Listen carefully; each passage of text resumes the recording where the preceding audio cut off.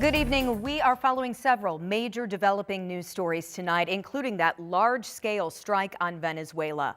The U.S. military capturing Venezuela's president and his wife to face charges here in the United States. We'll get you the latest on that in just a moment. But first, we do have some breaking news right here in Indianapolis. The body of a teenager missing for 2 weeks has now been found in the White River. Dive teams made the recovery of R.J. Williams just a couple of hours ago near Broad Ripple Avenue and Westfield Boulevard.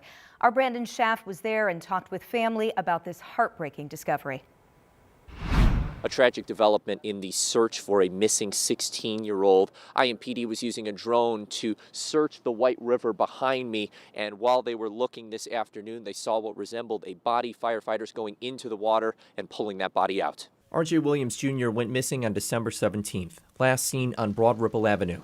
His body was found just 1 day after IMPD announced they believed he fell into the White River. The body was preliminarily ID'd as RJ, and the Marion County Coroner's Office will confirm the ID. IMPD shared this is a heartbreaking update to a case that deeply affected the community. Family gathering on the side of the White River near where RJ's body was recovered. His family didn't know that this doc was back here. The day he went missing, they did come looking for him. We had search parties out looking for him. We had everybody looking for him, and now he come up in this river. RJ was a good kid. He didn't bother nobody. He loved his family, and now he's gone. Patricia Madison says the community's support in search efforts were extensive, and they are thankful for the help. She says RJ had mental disabilities, and while it wasn't the outcome they wanted, she says RJ being found gives them closure, knowing he's not lost and on his own. Brandon Schaff, 13 News. And now to new developments in that U.S. military strike today against Venezuela. That early morning operation captured the country's leader and his wife, and tonight the couple is in New York facing criminal charges. Meanwhile, President Trump is pledging to run Venezuela temporarily. Jen Sullivan tonight breaks down how it all played out. Missiles lighting up the sky in Venezuela overnight Saturday as the U.S. launched strikes into the country's capital city of Caracas in a stunning attack. It was clear that something was happening, and it was big because of the detonations that we heard. Mary Mena, a CNN producer located in Caracas, says the attack led to confusion and fear. Early today, President Donald Trump announcing the attack on Truth Social and said President Nicolas Maduro and his wife were captured. Then later sharing this photo of Maduro in U.S. custody. This was one of the most stunning, effective, and powerful displays of American military might. Maduro and his wife, Celia Flores, face multiple drug and weapons charges, including narco-terrorism conspiracy and conspiracy to possess machine guns and destructive devices against the United States. Venezuelans in South Florida celebrating the news of Maduro's capture. This incident follows weeks of rising tension between the U.S. and Venezuela. For months, the Trump administration has been targeting alleged drug boats coming from Venezuela in what it has called its crackdown on global drug trafficking. Maduro has denied involvement. While Maduro was seen by many as an authoritarian leader who violated human rights, the action to capture him and his wife has raised serious concerns about the U.S. violating international law. The strikes overall and the activity in the sovereign territory of another country will certainly raise criticism from some parts of Congress, within our own government, and certainly from the international community.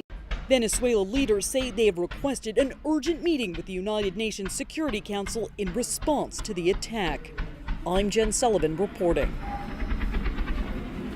Now, a source familiar with the matter says Nicolas Maduro and his wife are expected to appear in a federal courtroom in New York City as early as Monday.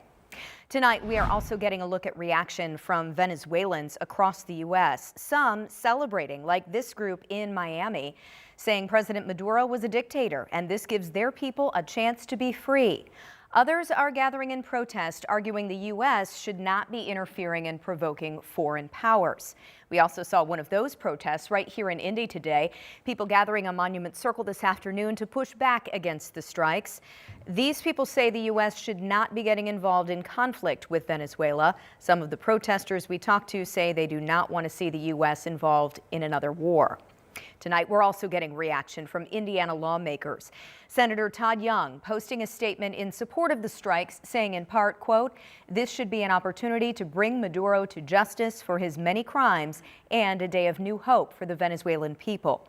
However, some lawmakers are also pushing back against the strikes. Representative Andre Carson saying in part, quote, "Trump's move in Venezuela is a dangerous misuse of taxpayer dollars and an intolerable abuse of power. Only Congress has the power to declare war."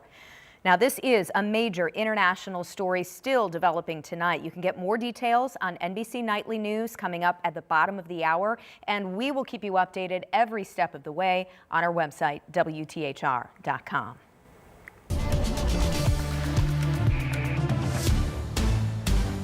All right, it is 6:06. You are looking live over downtown Indianapolis. Jenny, I'm excited to be with you this evening. I'm glad you're here.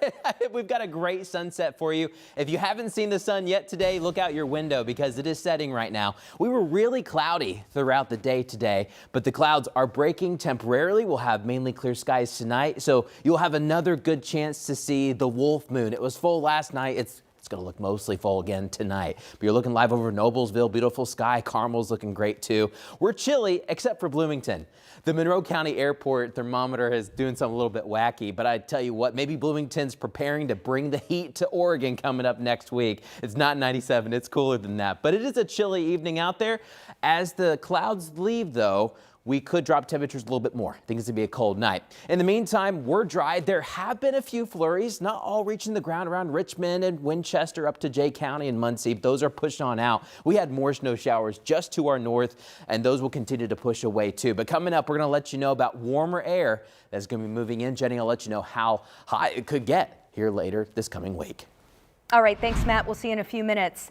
A shooting at an East Side apartment complex this morning killed 2 people and sent 2 others to the hospital, and we know at least one of the injured is a teenager. Our Marina Silva spent the morning at the scene and has the latest on the investigation. A violent start to the morning on Indianapolis's East Side. I couldn't count, they were going off so fast, at least 50 maybe. Police found 2 victims dead inside a stolen car. They found 2 more people shot outside the car. Medics rushed them to the hospital. At least one is a teenager. Hours later, dozens of evidence markers remain in the parking lot here at Hawthorne Apartments as Metro Police continue to piece together what happened. Our detectives want to know exactly what these people were doing over here this morning and why they were inside that stolen vehicle. Police say this is another reminder to parents. Know where your children are. I question whether or not that parent or guardian knew where that teenager was this morning. This case highlights the urgency of our need to address violent crime. And in order to do that, we need the community's help. We spoke with one woman who lives at the complex who wanted to remain anonymous because she is concerned about her safety. Very scared, very nervous, want to leave. She says seeing police in her neighborhood is common. At least every other night. As a parent, she says it's heartbreaking to hear a teenager is in the hospital. Yeah, I have a 14-year-old and I have to know where she is because the streets are wild. Like, you could just be in the wrong place at the wrong time with the wrong people and end up in the hospital. Somebody knows what happened here this morning, and we need them to come forward and talk to us. As the community struggles to make sense of the violence, IMPD says the investigation is ongoing. In Indianapolis, Marina Silva, 13 News. City County Councilors Ron Gibson and Keith Graves both released a statement condemning the violence and demanding accountability. It says in part, this includes calling on the Indianapolis Housing Agency and property owners to change ownership and management practices at Hawthorne Apartments to ensure residents have a safe, stable, and supportive place to call home.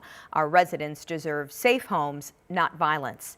We have their full statement right now on WTHR.com.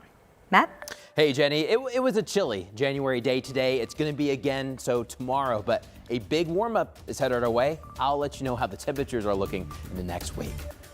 Plus, a new agreement for a former sheriff who stole millions of dollars in taxpayer money. Where the deal and his remaining assets now stand.